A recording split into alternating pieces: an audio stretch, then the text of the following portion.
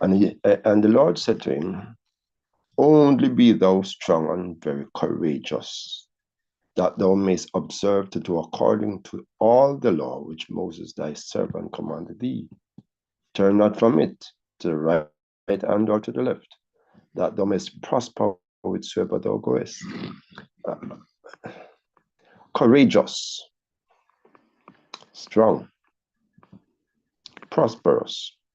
There are some heavy words. And then when you look at verse 8, it says again, this book of the law shall not depart out of thy mouth, but thou shalt meditate therein day and night, that thou mayst observe to do according to all that is written therein. For then thou shalt make thy way prosperous, and then thou shalt have good success. Now, prosperous and success here, if we limit it to this life, we are men most miserable. We have come to live in a time when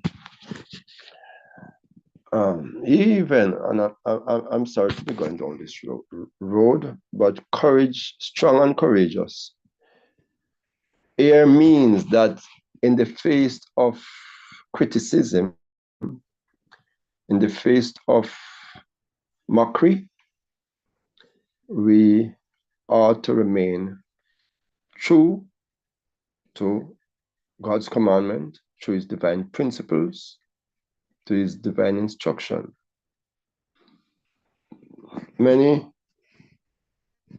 ridicule those of us who would not have taken the job.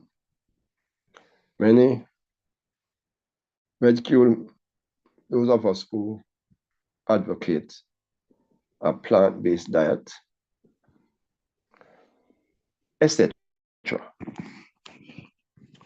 Many say that it cannot be afforded, it's too expensive. But I want to go to paragraph 406. Christ's lesson on economy. There's much at stake in this work. The wholesome production of the earth must be experimented upon in an effort to make wholesome, inexpensive foods. The food business is to be made the subject of earnest prayer. What it says? The food business is to be made the subject of earnest prayer. Let the people ask God for wisdom to prepare wholesome foods. He who fed the 5,000 with 5 loaves and 2 small fishes will supply the needs of his children today. After Christ had performed this wonderful miracle, he gave a lesson on economy. After the hunger and the multitude had been satisfied, he said, gather up the fragments that remain, that nothing be lost. It was not just for center purpose. He said that nothing be lost. What was to be done with the fragments gathered? It was to be taken up, bagged, and taken home by those who were there to feed their families.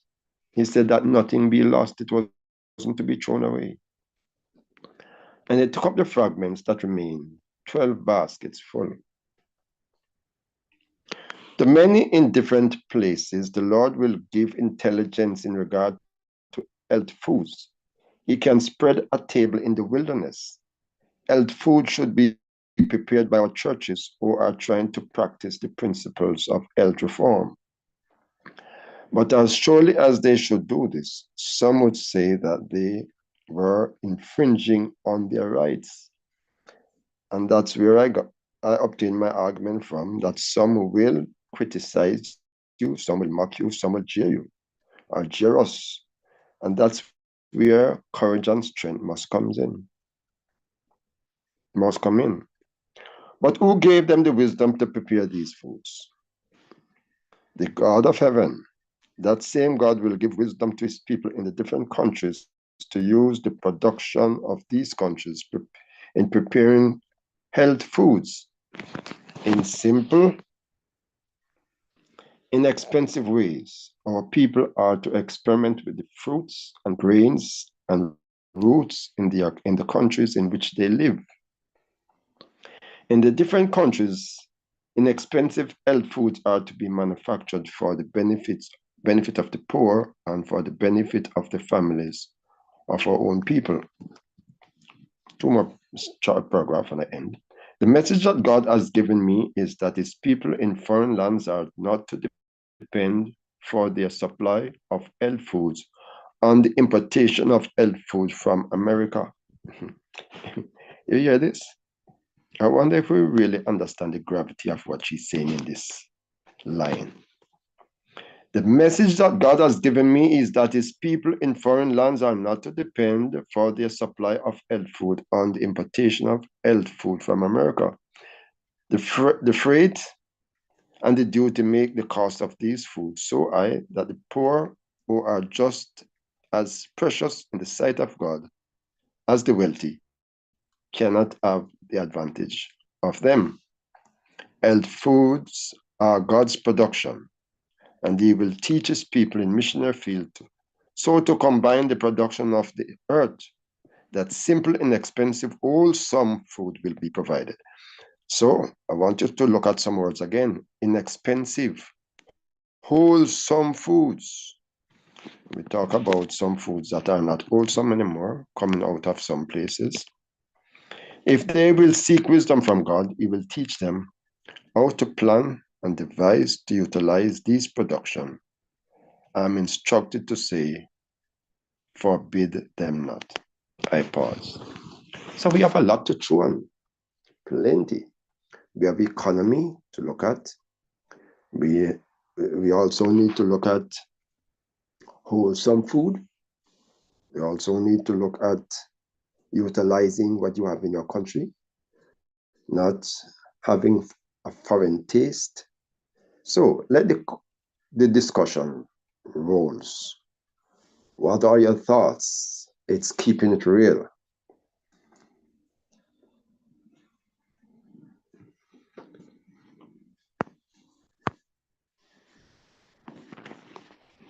Are we going to remain silent? A lot has been said.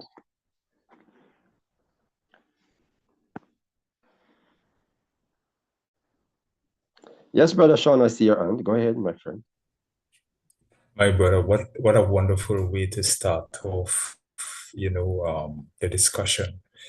Because I remember just a few years ago, and all of us would have been part of the experience that we would have had, where we were plunged into a place where none of us would have been familiar with.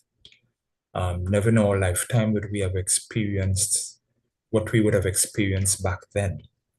And many of us would have had to find resourceful ways and means of ensuring that our tables will uh, uh, we had meals prepared for our families.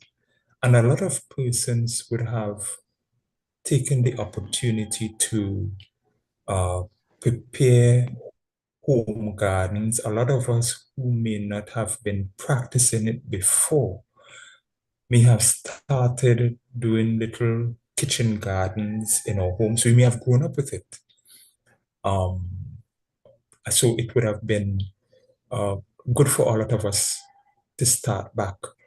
However, after we would have successfully navigated through that experience, many of us, we would have perhaps taken the object lessons that the experience was supposed to bring to our minds, bring to our hearts in terms of our behavior. We would have reverted to the pre-experience situation where many of us would have simply said, well, all right, we were back to normal as it would have been stated. And many of the kitchen gardens or the attempts at doing our own home propagation of our fruits and vegetables and all the the good things that are healthy for us because they were not readily available. And persons I am certain could testify that, well, listen, within the little period, they didn't know that they could have planted so many different variety of foods in their little space because of the restrictions that were around. But what is wonderful is that God is indeed providential in his wisdom and in his will. And I am certain there are persons who use the opportunity of the experience to continue even today. Because I can testify that in my own little space, I have been able to plant a lot of greens, a lot of flavorful peppers. I have fruit trees that are bearing. I have bananas and so forth. And it helps us as a family to offset the cost, and not just the cost, but we are sure that what we are eating is what we plant in particular.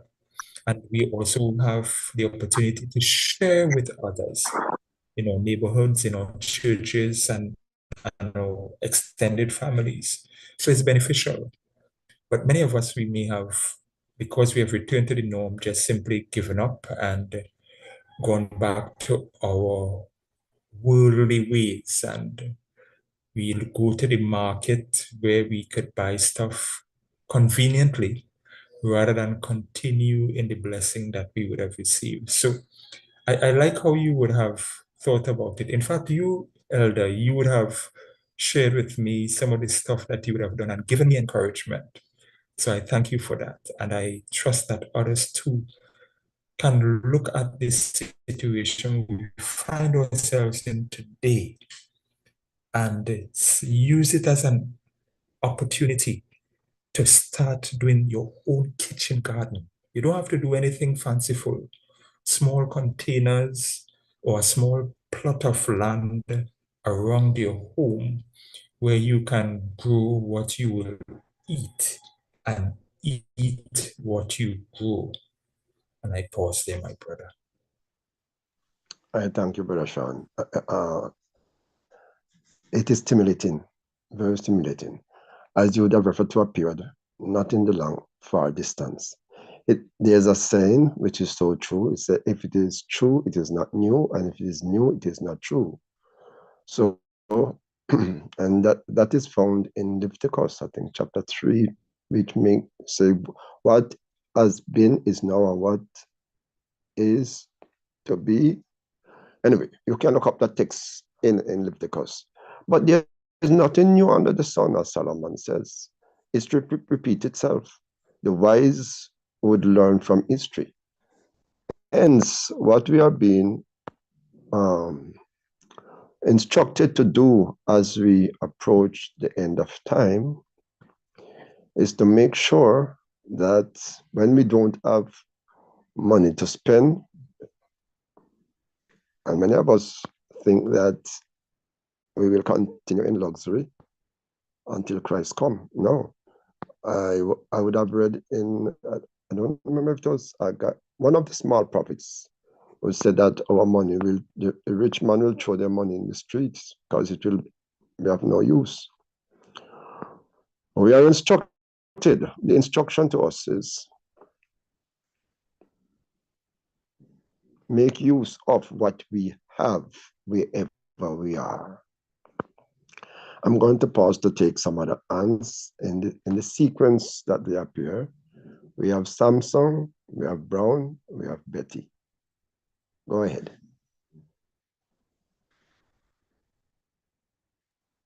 Good morning to all. I don't know if what I'm going to say would help us, those that have a struggle with eating certain things, but I could say for me, when I now started off as a Christian, my mom, she didn't know anything about Christianity and thing, She was an ignorant Catholic person, but she respected the choice the three of us made as teenagers. I was just 16, and we were studying the studying with the Adventists, the colporteurs. And she started cutting us off from meat and thing and giving us just egg and potato every Sabbath. And then we tell her we don't want. And we were going good. But I didn't want to see meat. For years, I wouldn't eat meat, we just cut off. But when I get burned, the hospital they say I don't have enough proteins in me. And when they brought the meat to me, I started to vomit just by watching it. And they insist that I have to eat this meat because the contents of the bones and stuff, and my body was lacking. And don't care we argue and whatever. When I get back on the meat, it was hard to get off of. And no, what all I can say for us, what we cannot do for ourselves, God is willing to help us. And if we sincerely these things are not easy to really overcome just so. We cannot do it on our own. Don't ever feel you could do anything on your own. But if you sincerely pray and cry out to God, I mean cry out from in your heart, He will hear you and He'll give you the strength to do the things you can't normally do. That is all we have to do. Not that we don't want to stop eating these things and add, start other things. Let us stop making excuse. Oh, this is too expensive, whatever. The little that we ask God to do for us, He will give us the strength to overcome. But we have to trust in Him with all our heart. And even though you're trying on your own and you see you're not overcoming, keep pursuing and pleading with Him because He wants that sincerity from deep down inside. And once you see that you are sincere and willing to read, you want to stop, God will give you. And God will put things in place for you also. Let us trust Him. You see, we don't trust God enough. If we trust God enough, the things we cannot even buy, God will send somebody to give it to us or to maintain us with certain things. All we have to do is trust God. That is all He asks, and trust me. And I will carry you the rest of the way. If you can't walk, I will lift you. Meaning there He will make our burdens lighter for us. So that is all we have to do. Nothing is too hard for us to do once we trust God with all our hearts. That is all I can say because God is really helping me to overcome a lot of things in my life. Even my ignorance, I have an ignorant mentality at times, and the devil will strike it up, because when I want to put out something and I'm not getting through, I may act a little ignorant. And God is taking over every inch of my mind and my body and everything. So yeah, let us just pray. We have a God here that is willing and ready to help us where we are weak. Thank you, Sister Benjamin. Very powerful, very inspirational. I like what you emphasize. Trust God. When we trust self, we fail. But when we trust God, we will accomplish His will. Thank you very much. Next under, please, Sister Betty, then Sister Clara. If we can cut it a little shorter, it will be good. Yes. Good morning. Can you hear me? Loud and clear, my sister. I am focusing on the health of these alternative meats. Worthington and Loma Linda used to be run by Adventists. It is no longer run by Adventists. Another issue is when we give up meat, we want a substitute that looks and feels and tastes like meat. That is not some of the things that they put in these alternatives are very high in sodium, which is not healthy for our system. So we really think, as I reflect back on what the previous speaker said, we need to trust God. And for myself, I never considered myself creative. And really, when I look on it and I see what God has done in my life, I was made in His image. So, of course, there is creativity there. And I have seen the Lord do miraculous things in my life. I shared my testimony before, so I'm not going into that. But trust God. He will.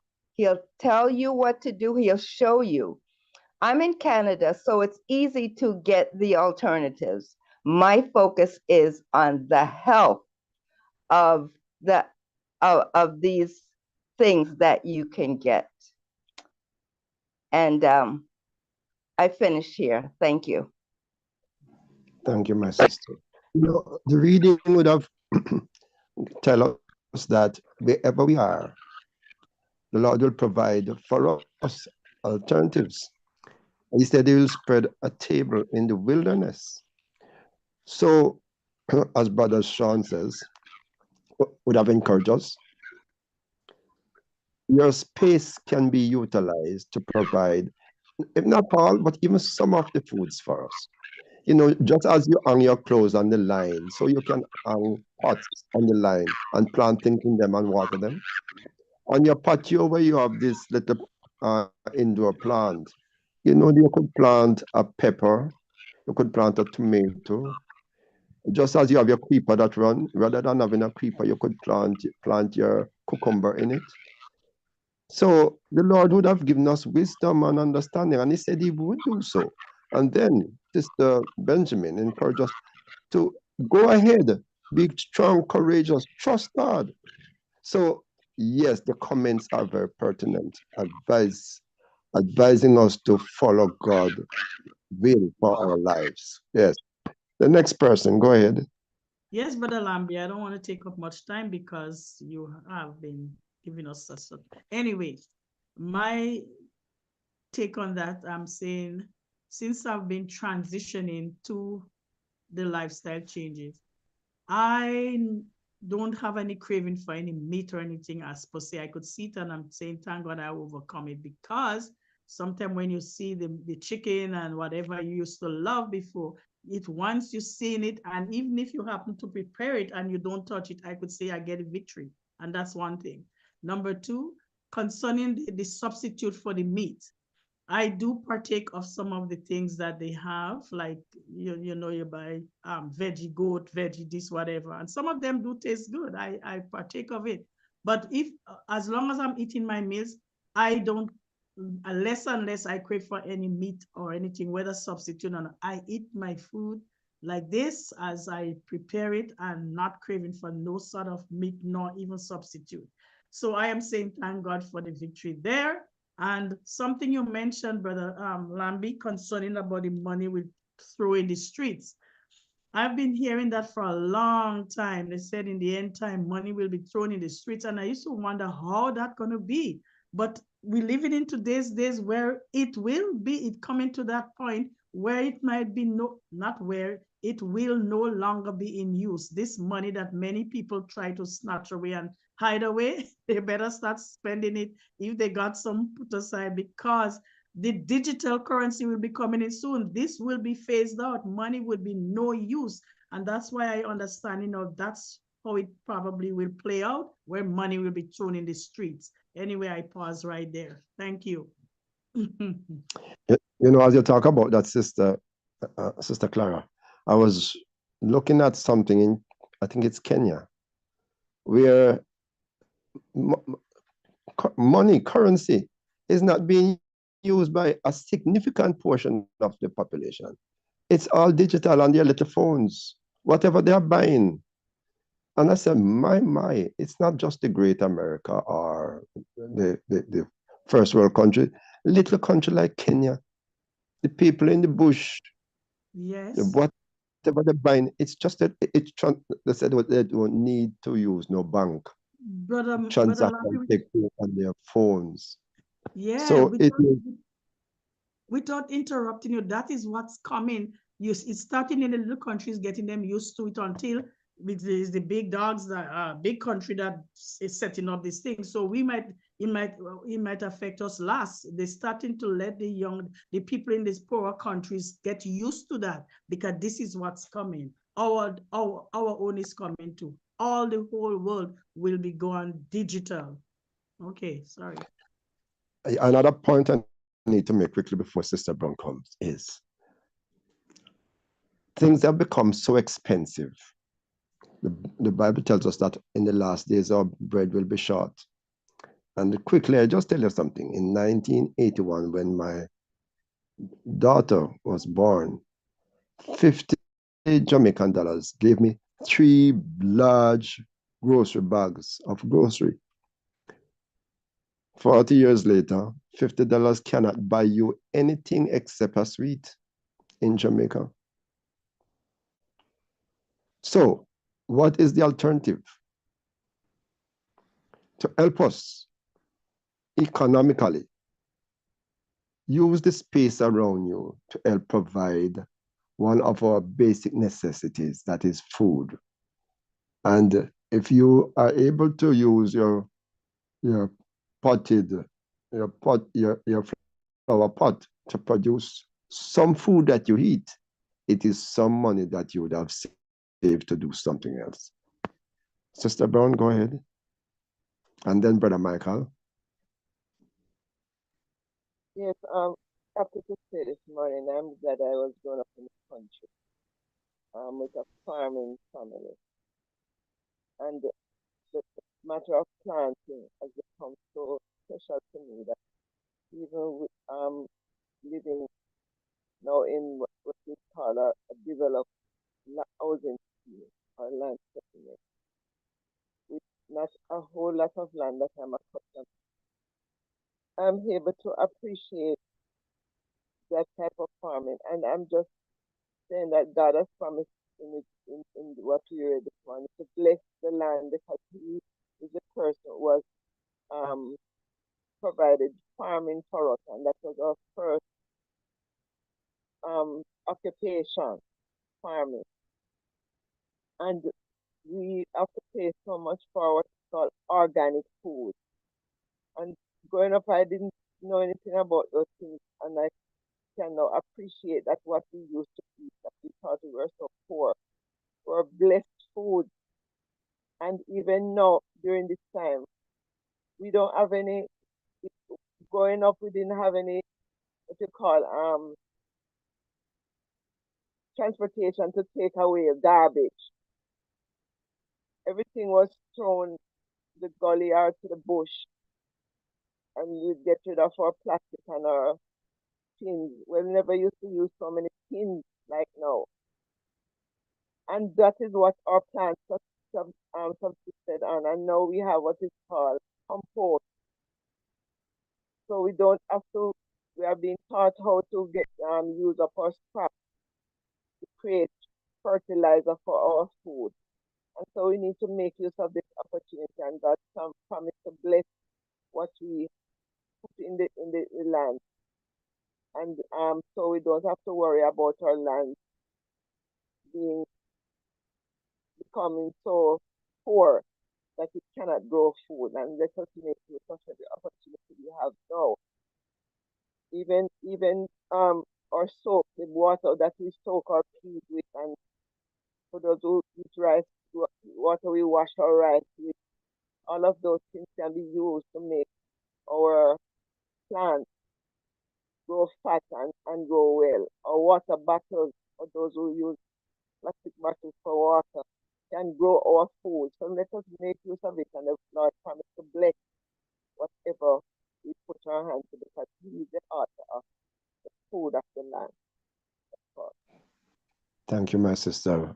Thank you. Very, very, very good tips you are giving us here. Brother Michael, go ahead.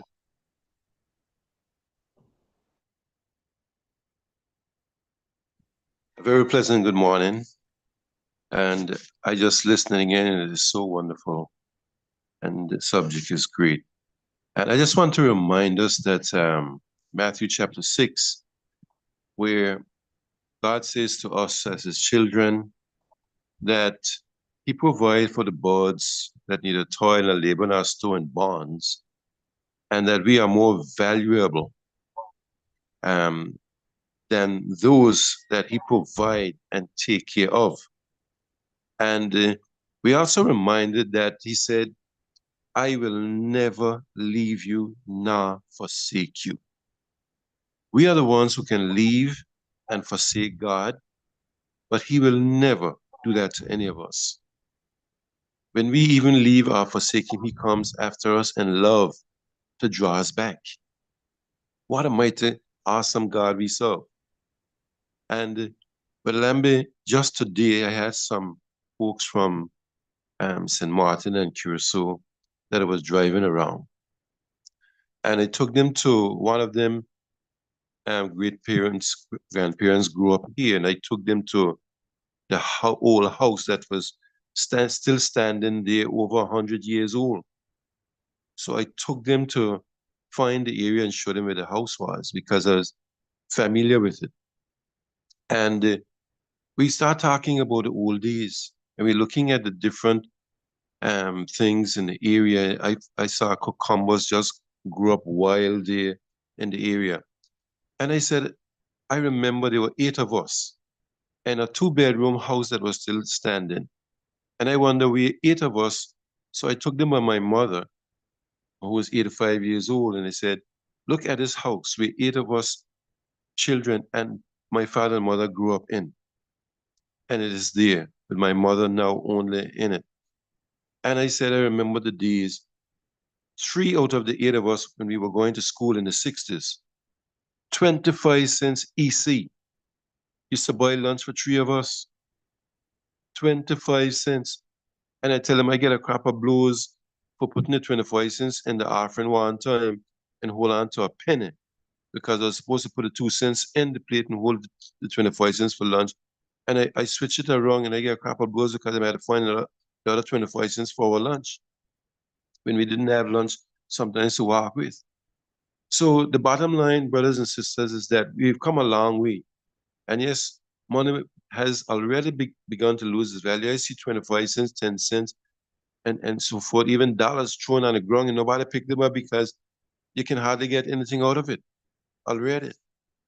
But the bottom line is this, God will provide for his children as long as we stay faithful to him and trust him. He said, even when our hairs turn white, he'll be the same. And when he said he'll never leave us nor forsake us, we can bank on that. We just got to stay with God and he'll take care of us. I thank you. Thank you, man. Yes, Sister Sedani, very good advice to us, Brother Mike. Thank you. Sister Sedani, you have 2 minutes. Go quickly. Oh, okay. Thank you very much. I thought the time would run out. So, but I'm here thinking as a new convert to the Adventism 2019, and I'm actually learning so much. But I in the book the topic that we are on now, they said the heavenly provider of all food will not leave his people in ignorance in regards to the preparation of the best food for the times of occasion. And as one of the sisters talked about these artificial food that the meat, like the curry goat and this and that. I'm saying, what is it that is used to make these things? Even the tofu.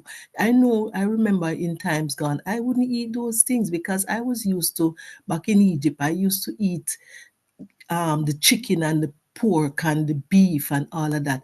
I would never eat these things that are imitated. And I'm seeing Adventists eating a lot of these things. But what is it that made these things? You understand? And as the Lord tells us in Genesis 1, verse 29, that he gives us the herbs, the seed bearing fruit which are upon the face of the earth, and every trees, and in which shall be the healing of the seed you shall have for meat. This is what the Lord wants us to eat, these things, not these artificially made things that the Adventists are still. Is it a mind thing that you're still trying to have, thinking that you're not eating the flesh thing, but you are eating a substitute? And then he said in 30 that he provides even for the beast, the animal. Everybody the Lord provide for the animal and us. Why are we eating these things that man made, artificial curry goat and all of these stuff, and not going by what Genesis 1 says to us? Thank you, my sister. Thank you. We'll continue this tomorrow morning because I would have read where the servant of the Lord make mention to the manufacturing of foods. So we'll get back to it tomorrow morning. But we are possible and you can have it from its natural state, it's best. Anyway, let us close as we transition into the next part of the program. Heavenly Father, we thank you for your grace and your mercy. We thank you for your benevolence. We thank you for wisdom and understanding. And we pray, Lord, that as we continue to unravel truth, instructions from your word, it will edify us so that we'll be prepared for the times ahead, but more so be prepared for your coming. Those who will lead out in the next phase of the program, I ask for your divine blessing upon them. As hearers, may we become doers. Thank you for hearing and answering our prayers in Jesus' precious name.